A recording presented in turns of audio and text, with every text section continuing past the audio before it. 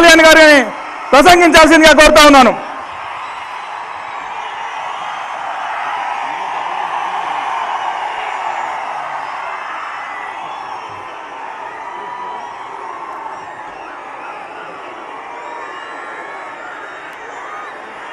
జై తెలంగాణ.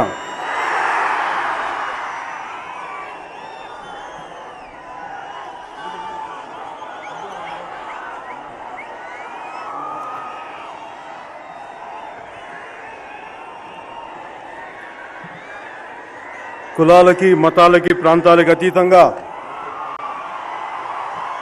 సమాన న్యాయం జరగాలనే గాఢమైన ఆకాంక్షే నన్ను జనసేన పార్టీ పెట్టనిచ్చింది. ఇలా నిజామాబాద్కి మీ ముందు నిలబెట్టింది.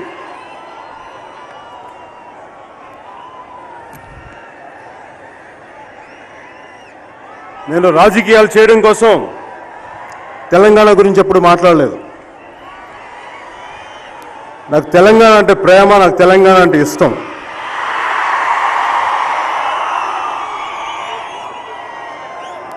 దానికోసం ప్రత్యేకంగా నేను ఎప్పుడు డంకా బజా అని చెప్పడానికి నాకు ఇష్టం లేదు. మీ గుండెలో మీకు తెలుసు, అది నాకు తెలుసు.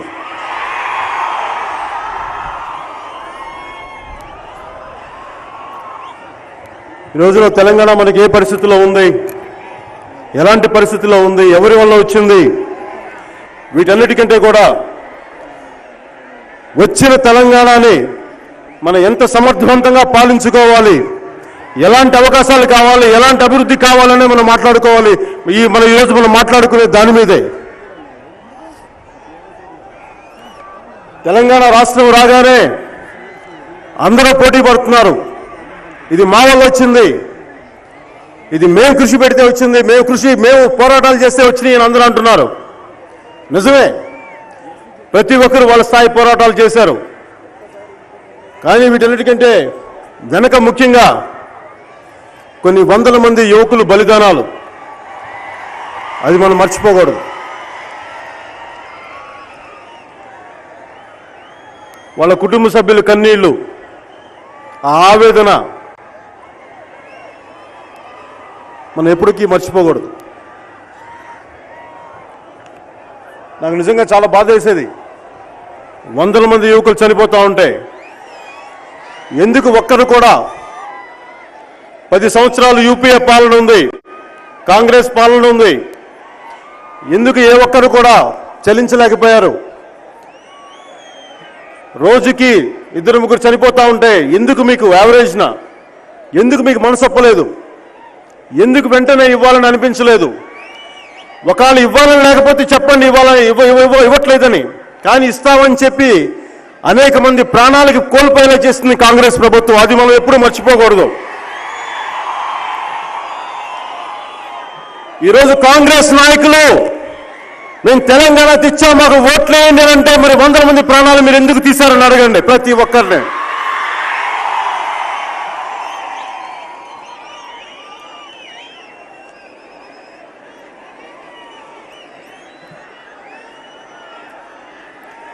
ఈ కోట్లాది ప్రజల ఆకాంక్ష, బలిదానాలు నడుమొచ్చిన మన తెలంగాణని ఎవరు ఎలా సమర్థవంతంగా పాలిస్తారో ఆలోచిద్దాం. ఈ రోజున తెలంగాణ వెనుకబాటుతనంలో ముఖ్యంగా మన నిజామాబాద్ జిల్లాలో మనకు చాలా సమస్యలు ఉన్నాయి. నేను 2009లో ప్రజారాజ్యం పార్టీ ఎలక్షన్స్ తరపున మొత్తం తెలంగాణ అంతా, ప్రతి జిల్లా, ప్రతి తాండా, ఆదిలాబాద్లోని ప్రతి తాండా నలుమూల నేను తిరిగాను. నాకు తెలంగాణ బాధలు, తెలంగాణ కష్టాలు, తెలంగాణ సమస్యలు నాకు బాగా తెలుసు. కాకపోతే దురదృష్టవశాత్తు నేను నటుండే, నేను రాజకీయాల్లోకి అప్పటికి నేను వచ్చింది క్యాంపెయిన్ చేయడానికి తప్ప పాల్గొనడానికి రాలేదు. ఎందుకంటే దానికి కారణం కుటుంబ రాజకీయాలు చేయడానికి రాలేదు. మన వల్ల ఏం జరుగుతుందో, మనం ఎంత పాటుపడగలమో, ఎన్ని కష్టాలు పడి ప్రజలకు న్యాయం చేయగలమో దాని మీద ఆలోచన వచ్చింది. అందుకనే నేను ఒక ఎమ్మెల్యేగా కానీ, ఒక ఎంపీగా కానీ అవకాశం ఉండి గెలిచే అవకాశాలు ఉండి, అన్ని అవకాశాలు హంగులు ఉండి కూడా ఎందుకు చేయకపోవడం కారణం ఏంటంటే నాకు కుటుంబ పాలన నాకు ఇష్టం లేదు.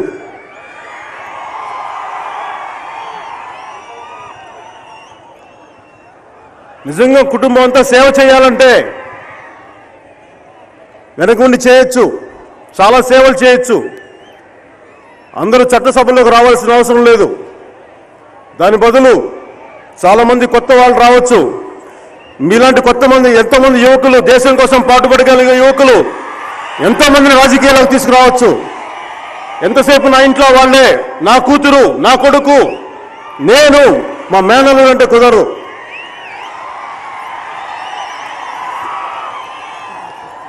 మధ్యన నాకు ప్రతి ఒక్కరూ తెలుసు. చాలా మంది తెలంగాణ నాయకులు తెలుసు, అటువైపు సీమాంధ్ర నాయకులు తెలుసు, అన్ని పార్టీల్లో ఉన్న నాయకులు తెలుసు. మధ్యన గతంలో మాతో పాటు పనిచేసిన, పీఆర్పీలో పనిచేసి సికింద్రాబాద్ పార్లమెంట్ అభ్యర్థిగా పోటీ చేసి ఓడిపోయిన శ్రవణ్ నాకు బాగా పరిచయం. తర్వాత కలవలేకపోయినా కానీ ఆయన ఇంటర్వ్యూలు ఈ మధ్యన చూస్తా ఉన్నా.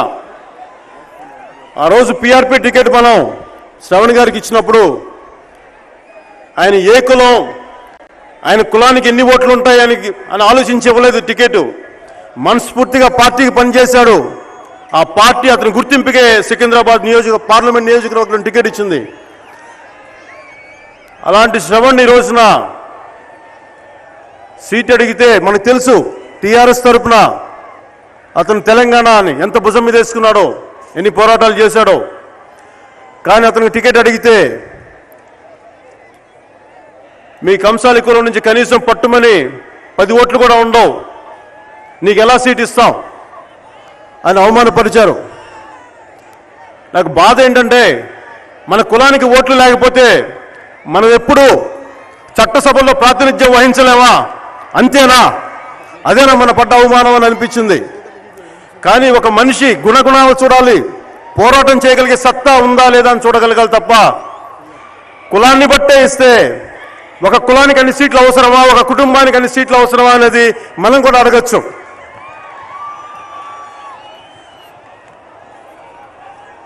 ఇప్పుడు మన పార్లమెంట్ నియోజకవర్గానికి వస్తే ముఖ్యంగా 3 బరిలో ఉన్నారు. కాంగ్రెస్ అభ్యర్థిగా మధు యాష్కి గౌడ్ గారు, టీఆర్ఎస్ అభ్యర్థిగా శ్రీ కవిత గారు, అలాగే మన బీజేపీ తరఫున ఎండాల లక్ష్మీనారాయణ గారు.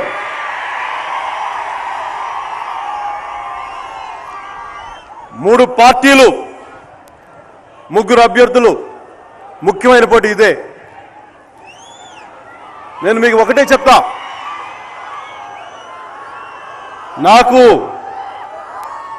నేను అడిగితే ఓట్లేస్తారా, నేను అడిగితే చేస్తారా, నాకు ఎంత బలం ఉందో నాకు తెలియదు. కానీ ప్రజా సమస్యల కోసం నేను నటుడిగా మీకు తెలుసు.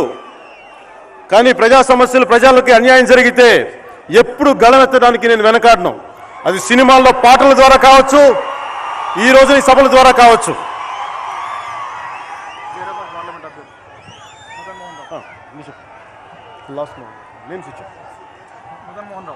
నేమ్స్ రాసిచ్చు. 10 సంవత్సరాలు కాంగ్రెస్ ప్రభుత్వం ఉంది. ఒకప్పుడు రాష్ట్రంలో 10 సంవత్సరాలు, సంవత్సరం కాదు, 2 సంవత్సరాలు కాదు, 10 సంవత్సరాలు, ఒక దశాబ్ద కాలం. ఒక దశాబ్ద కాలంలో ఒక చిన్నపిల్లవాడు పుడితాడు, 10 ఏళ్ళు వస్తాయి. 10వ తరగతి విద్యార్థి 10 ఏళ్ళ తర్వాత ఇంటర్మీడియట్ అయిపోద్ది, గ్రాడ్యుయేషన్ అయిపోద్ది, పోస్ట్ గ్రాడ్యుయేషన్ అయిపోద్ది, ఉద్యోగాలు దొరకని పరిస్థితిలో ఉంటాడు. 10 సంవత్సరాల కాలం అంత విలువైన కాలం. తెలంగాణని అనౌన్స్ చేయడానికి కాంగ్రెస్కి 10 సంవత్సరాల కాలం పట్టింది. నిజామాబాద్లో ఉన్న రైతు సమస్యలన్నింటినీ అలాగే వదిలేస్తుంది. ఈ రోజుకి పసుపు పంటకు కావాల్సిన బోర్డు చేయలేకపోయింది.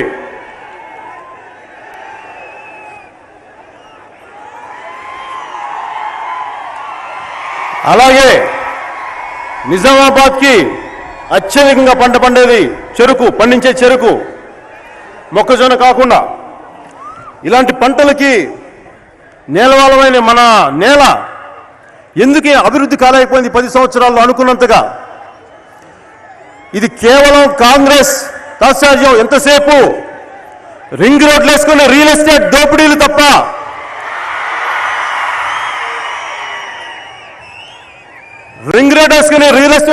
తప్ప ప్రజా సమస్యల పట్ల దృష్టి పట్ల వందల మంది చనిపోతుంటే ప్రతి ఒక్క నాయకులు అలాయి బలాయిలు చేసుకుంటూ కాలం గడుపుతున్నారే కానీ నిజంగా ప్రజా సమస్యల పట్ల దృష్టి పెట్టాలి. లేకపోతే ఇంతమంది చనిపోయే అవకాశం లేదు. మన సమస్యలన్నీ ఇంత తీర్చకుండా ఇలా ఉండిపోయాయి కావు. ఈరోజు కాంగ్రెస్ నాయకులు కోట్లు అడుగుతున్నారు మనకి, మాకు ఓటేయండి అని.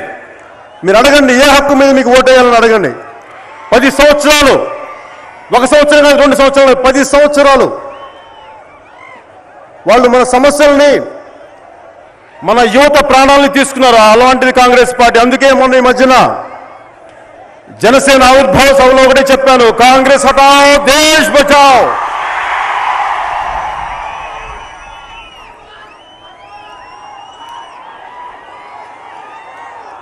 వ్యవసాయ ఆధారిత ప్రాజెక్టులు, అనేక రకాల సమస్యలు ఉన్నాయి, మనకి లేవు, సరైన ఉద్యోగాలు లేవు. ఈ రోజున ప్రతి ఒక్కరు చెప్తారు, ఇంతమంది యువత ఉన్నారు, దేశంలో అత్యధికంగా ఉండేది యువతే అని. మరి యువత కోసం చేసేవాళ్ళు ఎవరున్నారు? కాంగ్రెస్ కుటుంబ పాలన నిజంగా యువత కోసం చేయగలదా?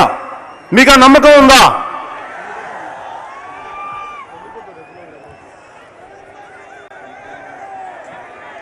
అందుకే నేను మోడీ గారిని సపోర్ట్ చేస్తున్నాను. అలాగే టీఆర్ఎస్ పార్టీ 32 పేజీల మేనిఫెస్టో చూశాను నేను. తెలంగాణ కోసం కష్టపడ్డారు, దాన్ని ఎవరు కాదనరు. వాళ్ళ కష్టాన్ని గుర్తించారు, దాన్ని ఎవరు కాదనరు. కానీ 32 పేజీల మేనిఫెస్టోలో బంగారు తెలంగాణ కావాలని ప్రతి అక్షరం చాలా బాగుంది. కానీ తెలంగాణ సాధిస్తే మేము కాంగ్రెస్లో కలిసిపోతామని మాట ఇచ్చారు. కానీ కాంగ్రెస్లో కలవలేదు. మరి ఏం చేశారు? కాంగ్రెస్ని చీకొట్టారు. కాంగ్రెస్ కాళ్ళ వీళ్ళ పడ్డారు, కానీ కాంగ్రెస్ని చీకొట్టారు. అలాగే ప్రతి ఒక్క జాతీయ బీజేపీ నాయకుల దగ్గరికి వెళ్ళి, అద్వానీ నుంచి ప్రతి ఒక్కరి దాకా వెళ్ళి మాకు తెలంగాణ సపోర్ట్ చేయండి, మద్దతు చేయండి అని చెప్పి బతిమలాడితే వాళ్ళ మీద ప్రేమతో బీజేపీ పార్టీ ఇవ్వలేదు. తెలంగాణ ప్రజల కోసం ఆత్మ బలిదానాలు, ప్రజలు చనిపోతుంటే వాళ్ళ కోసం, నిజమైన తెలంగాణ సాధన కోసం భారతీయ జనతా పార్టీ మద్దతు పలికింది. మద్దతు పలికిన తర్వాత రేవు దాటాక తెప్ప తగిలేసినట్టు మళ్ళీ కేసీఆర్ గారు భారతీయ జనతా పార్టీని మతతత్వ పార్టీ, అది లౌకికవాద పార్టీ కాదు అని చెప్పి మళ్ళీ తిట్టడం ప్రారంభించారు. అలాగే ఆయన అనేది 3వ ఫ్రంట్కి వెళ్తా ఉంటారు. నేను అనుకుంటా ఉన్నా 3వ ఫ్రంట్ అంటే ఏంటని. 3వ ఫ్రంట్ అంటే ఎవరికి ఇష్టం లేదు తెలంగాణ రావటం, వాళ్ళు 3వ ఫ్రంట్. ఆ 3వ ఫ్రంట్ కానీ ఎలా మద్దతు తెలుపుతారు? దానికి తోడు మీరు ఆలోచించండి, మిమ్మల్ని రెచ్చగొట్టడానికో లేదంటే కాదు, మీరు ఆలోచించండి. మరి 32 పేజీల టీఆర్ఎస్ మేనిఫెస్టోలో తెలంగాణ కోసం మేము అవి చేస్తాం. ఉదాహరణకి వాటర్ ప్రాజెక్ట్స్ చేయాలి, ఇరిగేషన్ ప్రాజెక్ట్స్ చేయాలి. ఇరిగేషన్ ప్రాజెక్టులు చేయాలంటే సెంట్రల్ గవర్నమెంట్ సహకారాలు కావాలి, అక్కడ ఎవరున్నా కానీ. మరి రేపు పొద్దున వచ్చేది యూపీఏ ప్రభుత్వం కాదు, వచ్చేది మోడీ గారి నాయకత్వంలో ఉన్న బీజేపీ ప్రభుత్వం, ఎన్డీఏ ప్రభుత్వం. మరి ఆయనని చంద్రశేఖరరావు గారికి తిట్టడం చాలా అలవాటు. ప్రతి ఒక్కరిని తిడతారు, పడతాం. కానీ ఆయన మోడీ గారిని కూడా వదలలేదు ఆయన తిట్లకి. మోడీ లేదు, గీడీ లేదు అని చెప్పి అత్యంత అమర్యాదకంగా మాట్లాడారు. మరి అమర్యాదకరంగా అది మీరు మర్చిపోకండి. ఎందుకంటే నోరు మంచిదైతే ఊరు మంచిదవుద్ది. ఇప్పుడు ఆయన 32 పేజీల మేనిఫెస్టోలో చాలా గొప్ప వాక్యాలు ఉన్నాయి, అవి చేద్దాం ఇవి చేద్దాం. మరి సాధించే వాళ్ళు ఇట్లా నోరేసుకొని ప్రతి ఒక్కరిని ఇట్లా ఇష్టం వచ్చినట్టు తిడితే రేపొద్దున తెలంగాణకు అది ఇదవుతుందా, ఉపయోగపడుతుందా, లేదా ద్రోహం జరుగుతుంది తెలంగాణకి? అస్సలు బాధ్యత లేని నాయకత్వంలో తెలంగాణ రాష్ట్రాన్ని కానీ చేతిలో పెడితే ఈసారి 20 ఏళ్ళు వెనక్కి వెళ్తుంది. అది మర్చిపోవద్దు దయచేసి.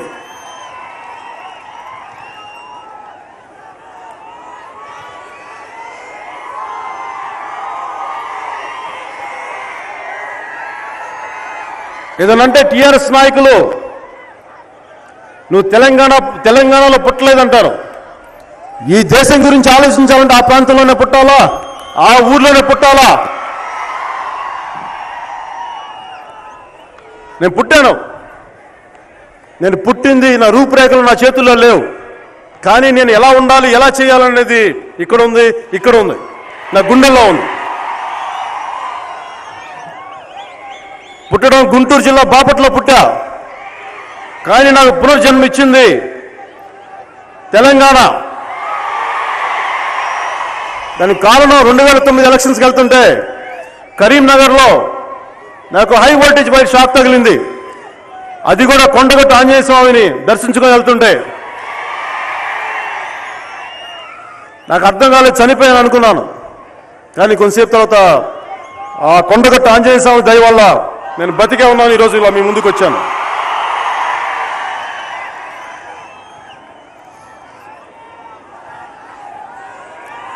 అందుకనే నాకు నా గుండె లోతుల్లో తెలంగాణ ఉంది, నా నరనరాల్లో తెలంగాణ ఉంది, నా ప్రతి రక్త బొట్లో తెలంగాణ ఉంది. అందుకే అన్యాయం జరిగితే ఒక తెలంగాణ సాయుధ పోరాట వీరుడు ఎలా పోరాటం చేయగలడో, ఎలా ఎదురు తిరగలడో అది నేను చేయగలను. దానికి స్ఫూర్తి చిన్నప్పుడు నేను చదువుకున్న తెలంగాణ సాయుధ పోరాటం స్ఫూర్తి. మరి ఇలా బూతులు తిట్టి ప్రతి ఒక్కరిని అమర్యాదకరంగా మాట్లాడే కేసీఆర్ గారు రేపొద్దున కవిత గారిని గెలిపిస్తే మనకు ప్రాజెక్టులు కావాలి. ఉదాహరణకి దాంట్లో టీఆర్ఎస్ మేనిఫెస్టోలో ప్రతి జిల్లాకి ఒక ఎయిర్పోర్ట్ కావాలంటారు. ప్రతి జిల్లాకి ఒక ఎయిర్పోర్ట్ కావాలంటే అక్కడ కేంద్ర ప్రభుత్వం అనుమతులు కావాలి, ఏవియేషన్ అథారిటీ అనుమతులు కావాలి. ఈరోజు వాళ్ళని బూతులు తిట్టి రేపొద్దున మనకేదైనా అనుమతులు కావాలంటే ఇవన్నీ మర్చిపోతారా? కానీ ఇవన్నీ నష్టపోయేది వీళ్ళు నష్టపోరు. మళ్ళీ ఏం చెప్తారు, 5 ఎలక్షన్ల తర్వాత మేము ఏమైతే అనుకున్నామో చేశాం, కానీ 5 సంవత్సరాలు వీళ్ళు వాళ్ళు పడనివ్వలేదని చెప్పి మళ్ళీ ఇంకోసారి ప్రభుత్వాలు కూర్చుంటారు, మళ్ళీ తెలంగాణ మీద దోపిడీ చేస్తారు. అది మీరు మర్చిపోకండి. అలాగే మన కాలేజీలు ఉన్నాయి, సరైన కాలేజీలు ఉన్నాయి. ఇంతమంది యువత కావాలంటే సరైన వొకేషనల్ కోర్సెస్ కావాలి, వృత్తి విద్యలు కావాలి. ఒక చదువు చదివితే జాబ్ రెడీ అంటే ఉద్యోగం రెడీగా ఉండే చదువులు కావాలి. అంటే అలాంటి ఎడ్యుకేషన్ సిస్టమ్స్ కావాలి. కానీ ఇవన్నీ లేవే, ఇవన్నీ లేవు. ఇవన్నీ కావాలి అంటే మరి ప్రతిసారి ఇప్పుడున్న ఎన్డీఏ ప్రభుత్వంతో కానీ అటువైపు ఏ సోనియా గాంధీ గారి ఇంటికి వెళ్ళి ఇంతమంది బలిదానాలు చేస్తే వాళ్ళ కుటుంబ సభ్యులను తీసుకెళ్ళలేదు, ఇంతమంది పోరాటాలు చేస్తే వాళ్ళు ఎవరిని తీసుకెళ్ళలేదు. కానీ కేవలం తెలంగాణ అంటే వాళ్ళ కుటుంబం కాదు, కేసీఆర్ గారి కుటుంబం కాదు, కేసీఆర్ గారి కుటుంబ సభ్యులు కాదు, మనందరం మీ అందరూ అని మనం గుర్తు చేసుకోవాలి.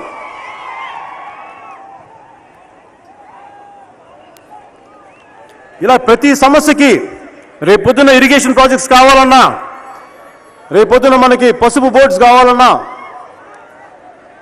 ఇవన్నీ కావాలంటే ప్రతిసారి మనం కేంద్ర ప్రభుత్వం అనుమతులు కావాలి. ప్రతి విషయంలో చదువుల దగ్గర నుంచి ఆ వైద్యం గురించి కానీ ప్రత్యేక సదుపాయాలు కావాలంటే ఖచ్చితంగా మనం కేంద్ర ప్రభుత్వం సాయం కావాలి. ఇలా ప్రతిసారి నోటికొచ్చినట్టుగా మోడీ లేదు గీడీ లేదు అని చెప్పి ప్రతి ఒక్కరిని నోటికొచ్చినట్టు తిడుతూ ఉంటాయి. దానివల్ల కేసీఆర్ గారి నోరు వల్ల తెలంగాణకు ద్రోహం జరుగుద్ది, తెలంగాణకు అన్యాయం జరుగుద్ది. ఇక్కడున్న యువతకి అందరికీ ప్రతి ఒక్కరికి పేరు పేరున అన్యాయం జరుగుద్ది. ఒక బాధ్యత గల నాయకులు మాట్లాడే విధానం కాదు, ఒక బాధ్యత గల నాయకులు రాజకీయాలు చేసే విధానం కాదు, ఒక బాధ్యత గల నాయకులు ప్రభుత్వాలను నడిపే విధానం కాదు. వీళ్ళ చేతుల్లో తెలంగాణ పెడితే తెలంగాణ ఇంకోసారి మోసం జరుగుద్ది, మోసానికి గురి అవుతుంది, దెబ్బతింటుంది. దయచేసి అది మీరెవరు మర్చిపోకండి.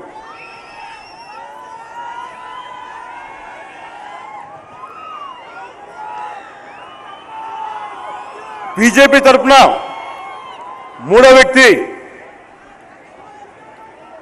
మన నిజామాబాద్ జిల్లా వాడు, వెనుకబడిన వర్గాల నాయకుడు, సింగూర్ జలాల కోసం లాఠీ దెబ్బలు తిన్నాడు, అడుగడుగున సమస్యలపై దెబ్బలు తిని పోరాటం చేసిన వ్యక్తి మన లక్ష్మీనారాయణ గారు.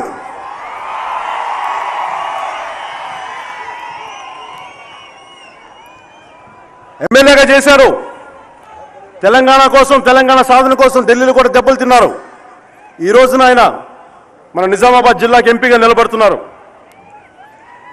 ఆయన్ని కానీ మనం గెలిపిస్తే ఇన్ని సంవత్సరాలు, ఇంతకాలం మనకు నిజామాబాద్ జిల్లా వెనుకబాటుతనానికి కానీ ఏవైతే కారణాలో ఒక సమర్థవంతమైన నాయకుడు మనకి ప్రధానమంత్రి కాబోతున్న తరుణంలో ఈయన్ని కానీ వెన్నుకుంటే అది మన నిజామాబాద్ జిల్లాకే కాదు, మన తెలంగాణ కూడా చాలా లాభదాయకం, చాలా లాభం.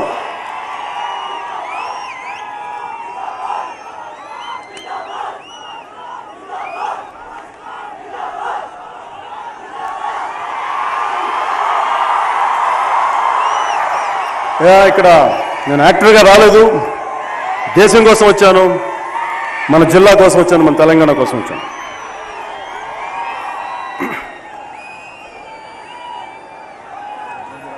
అలాగే జహీరాబాద్ నుంచి లోక్సభ తరఫున, లోక్సభ కోసం కె మదన్ మోహన్ రావు గారు, బీజేపీ తరఫున కె మదన్ మోహన్ రావు గారు, అలాగే ఆదిలాబాద్ లోక్సభ సీట్ కోసం శ్రీ రమేష్ రాథోడ్ గారు ఈ కూటమి నుంచి పోటీ చేయడం జరుగుతుంది. దయచేసి వాళ్ళందరినీ మనస్ఫూర్తిగా గెలిపించవలసిందిగా కోరుకుంటున్నాను. ఈ రోజున నేను చెప్పడానికి ముఖ్య కారణం, నేను ఇక్కడ రావడానికి ముఖ్య కారణం శ్రీ నరేంద్ర మోడీ గారు. నేను ఎప్పుడు, నాకు చాలామంది విప్లవ భావాలు ఉన్న స్నేహితులు ఉన్నారు, చాలామంది నాకు అంటే ఇష్టం, ఈ రోజుకి వాళ్ళంటే నాకు ప్రేమ. కానీ ఈరోజు నేను ప్రతి ఒక్కరూ, వాళ్ళందరూ నాకు చాలామందికి నేను చాలా దూరం అయిపోయాను. జనసేన పార్టీ పెట్టాక అది జనసేన కాదు, మోడీ గారి సేన అంటారు.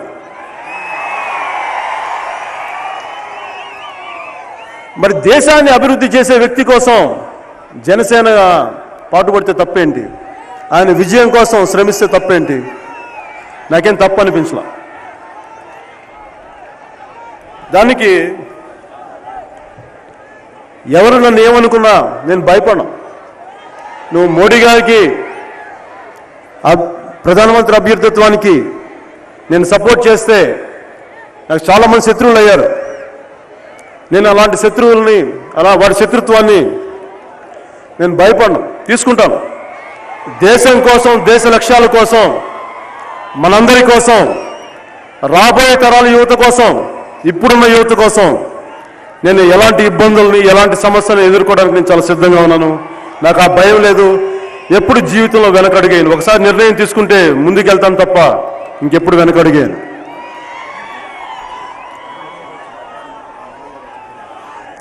మోడీ గారిని నేను గుజరాత్లో కలవడం జరిగింది. కలిసినప్పుడు ఆయన దగ్గర నేను ఒకటే డిసిప్లిన్ చూశాను. ఇంకా ఏ పొలిటికల్ పార్టీ ఆఫీస్లో చూడాల, ఒక మోదీ గారి దగ్గరే చూశాను.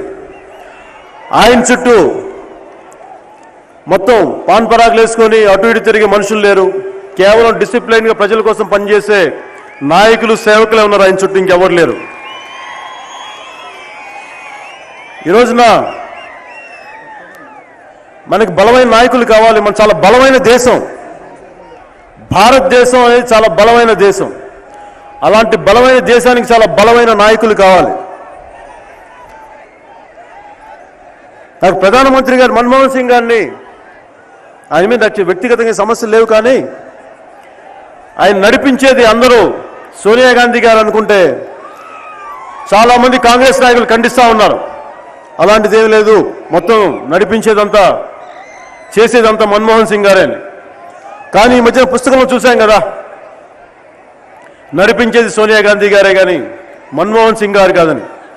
దానివల్లే, అలా ఆలస్యం చేయటం వల్లే నిజంగా పదవిలో ఉంటే ఒక వ్యక్తి నిర్ణయం తీసుకోవడానికి ధైర్యం ఉంటుంది. సోనియా గాంధీ గారికి ప్రధానమంత్రి పదవిలో ఉండే ధైర్యం లేదు. కానీ దానివల్ల నష్టం ఏంటంటే కొన్ని వందల మంది తెలంగాణ యువకులు ప్రాణాలు పోయినాయి దానివల్ల. అలా తెర వెనక ఉండి నడిపించడం వల్ల చెడ్డ పేరేమో మన్మోహన్ సింగ్ గారికి, కానీ కారణం వెనక సోనియా గాంధీ గారికి. మరి సోనియా గాంధీ గారు కానీ కాంగ్రెస్ నాయకులు కానీ మాకు ఓట్లు అడిగే హక్కు ఉందండి, మరి ఆ హక్కు లేదు వాళ్ళకి. అందుకే ఈసారి దయచేసి మీ దగ్గరికి వస్తే ఓట్లు అడగద్దని చెప్పండి. ఈసారి బీజేపీకి ఓటేస్తున్నాం, నరేంద్ర మోడీ గారికి ఓటేస్తున్నాం అని చెప్పండి.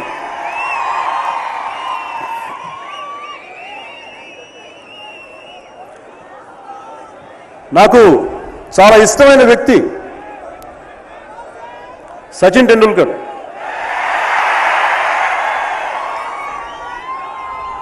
అంటే ఒక ఆట తీరులోనే కాదు, ఆయన ప్రవర్తన కానీ నాకు ఇష్టం. ఆయన చాలామందికి స్ఫూర్తిదాత.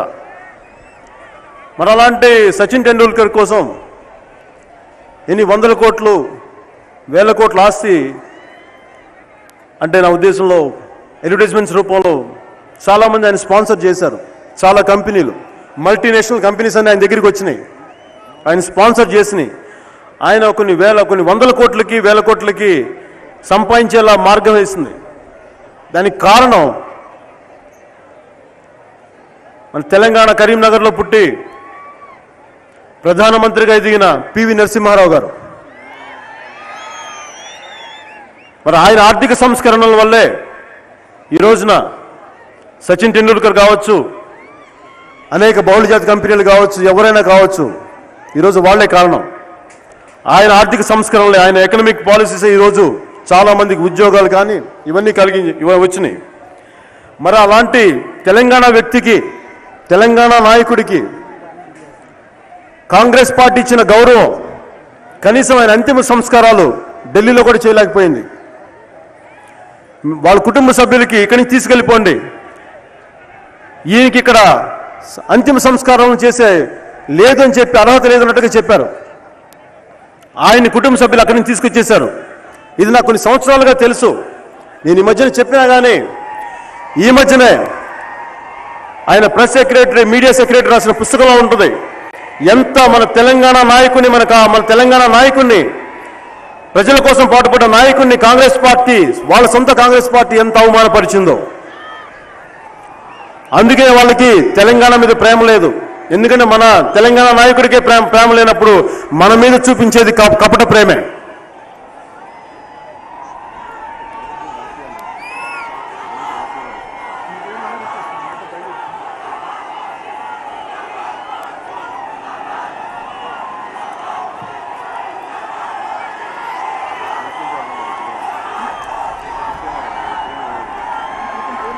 ఒకే ఒక వ్యక్తి మోడీ గారు నిజంగా అభివృద్ధి చేయలేదంటారు. ఒకే ఒక వ్యక్తి రాష్ట్రానికి నిజంగా అభివృద్ధి చేయకపోతే 3 సార్లు ముఖ్యమంత్రి కాగలరా? అభివృద్ధి అనేది ఒక నిరంతర కార్యక్రమం, ఎంత చేసినా సరిపోదు. అభివృద్ధి అంటే కేవలం ఆకాశహర్మ్యాలు నిర్మించడం కాదు. అభివృద్ధి అంటే కేవలం రింగ్ రోడ్లు వేయడం కాదు. అభివృద్ధి అంటే నిరంతరం ప్రభుత్వాల మీద, వారి దయాదాక్షిణ్యాల మీద ఆధారపడాల్సిన సంక్షేమ పథకాలు కాదు. అభివృద్ధి అంటే నిరంతరం కరెంటు కోత లేకుండా, నీటికి కొరత లేకుండా, రైతులు కన్నీళ్లు కార్చకుండా, ఆత్మహత్యలు చేసుకోకుండా, పాల్పడకుండా చేయడం, అది అభివృద్ధి అంటే. అభివృద్ధి అంటే రింగ్ రోడ్లతో రియల్ ఎస్టేట్ పెంచుకోవడం కాదు. యువతకి ఉద్యోగ అవకాశాలు కల్పించడం, ఉపాధి అవకాశాలు కల్పించడం, సోషల్ రెస్పాన్సిబిలిటీతో ఉన్న పరిశ్రమలు స్థాపించడం. అభివృద్ధి అంటే ప్రజలు ప్రభుత్వం మీద ఆధారపడటం కాదు, వారి కాళ్ళ మీద వాళ్ళు నిలబడగలిగేలా చేయడం, అది అభివృద్ధి అంటే. అలా గుజరాత్ని అలాంటి అభివృద్ధి బాటల్లో పెట్టి 3వ ముఖ్యమంత్రి అయ్యారు. ఈసారి ఎన్నికల్లో మన బలమైన భారతదేశానికి ఒక బలమైన నాయకుడిగా నరేంద్ర మోడీ గారు ప్రధానమంత్రి కాబోతున్నారు. మరి భారతదేశ అభివృద్ధి లక్ష్యంగా మాటల మనిషి కాదు, చేతల మనిషి అయిన శ్రీ నరేంద్ర మోడీ గారిని ప్రధానమంత్రిగా చూడాలంటే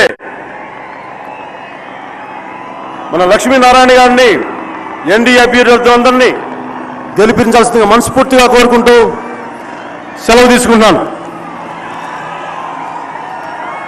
సెలవు తీసుకోబోయే ముందు ఒకటే నినాదం.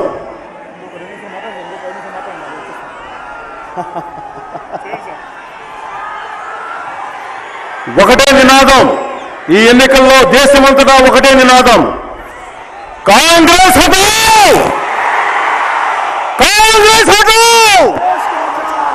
కాంగ్రెస్ హటావ్! జై హింద్.